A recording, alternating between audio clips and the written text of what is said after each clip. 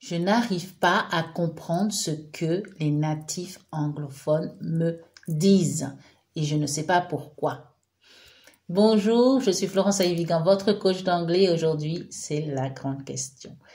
Comment faire pour enfin réussir à comprendre un natif, à comprendre une série en version originale, un film ou une personne directement, comment faire pour la comprendre?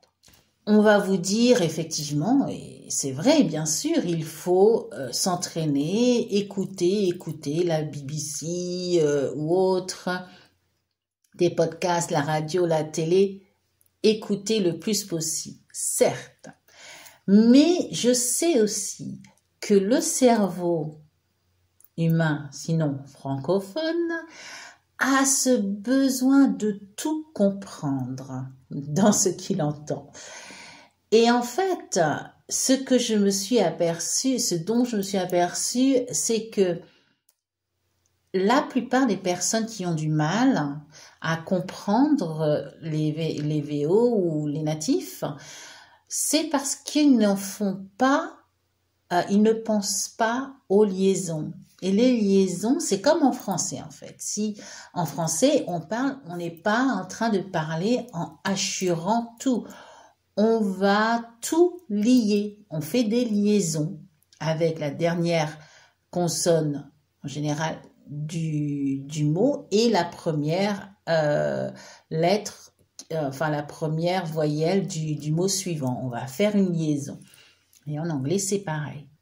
En fait, le problème est que quand vous parlez, vous faites tellement attention à votre prononciation, vous ne faites pas de liaison. Mais les natifs, et dans les séries, ils font des liaisons, ils ne vont pas hachurer leurs mots, leurs phrases comme ça. Donc le problème, en fait, c'est que dans votre tête, vous entendez des sons, mais vous ne les coupez pas au bon endroit. Je vais vous donner un exemple très, très court, très bête, mais c'est pour essayer de vous faire comprendre. Dans la phrase « I am enough », au lieu de dire 3 mots, essayez de le dire comme un seul mot, comme si c'était un mot de... donc, vous faites la contraction déjà entre le sujet et le verbe. Donc, ça va faire « I'm enough ». I'm enough, ça fait comme si c'était un mot de 3 syllabes.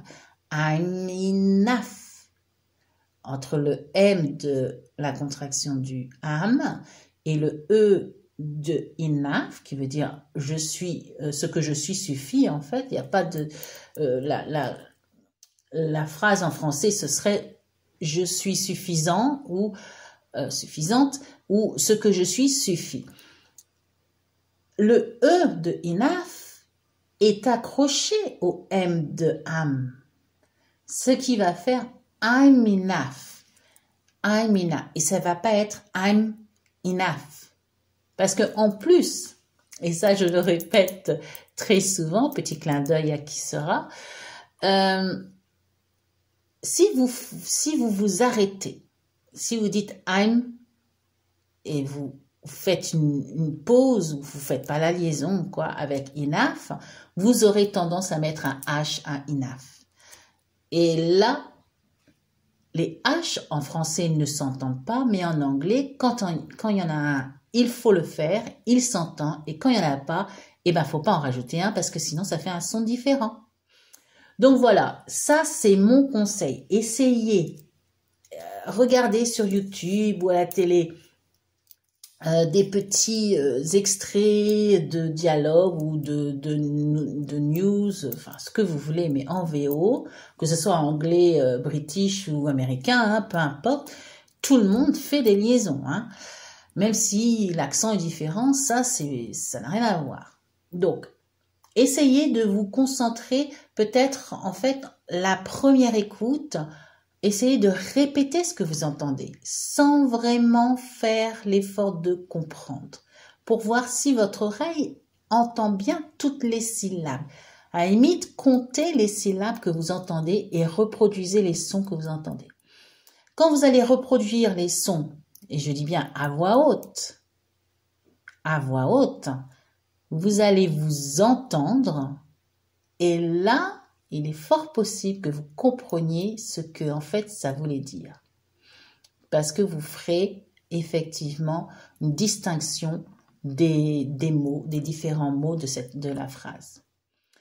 Voilà, c'est un exercice à faire. Essayez-le, franchement, allez-y et mettez-moi dans les commentaires ce que si vous vous sentez mieux, si ça vous aide. Et si vous avez aimé ce petit conseil, mettez un pouce vers le haut, ça me fera plaisir et partagez dans les réseaux sociaux pour les autres. Je vous dis à très bientôt. See you in the next video. Bye!